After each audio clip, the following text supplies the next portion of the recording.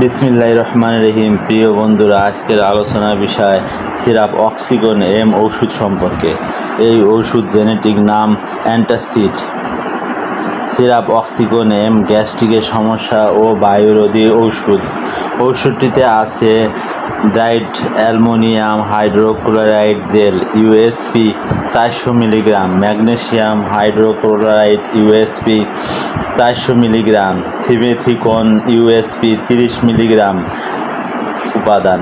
ওষুধটি গ্যাস্ট্রিকের খুবই কার্যকর আর প্রস্তুতকারক company the Acme Laboratories limited.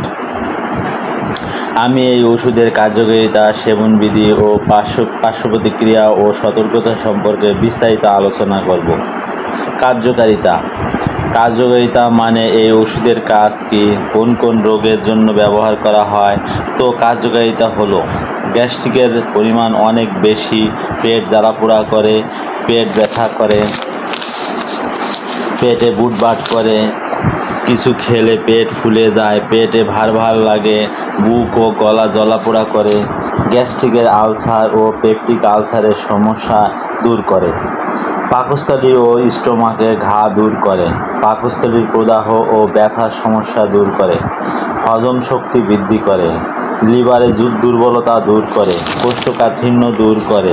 সাধারণত এইসব সমস্যা সমাধানে কার্যকর ওষুধ। প্রিয় বন্ধুরা, ভিডিও সম্পূর্ণ দেখুন।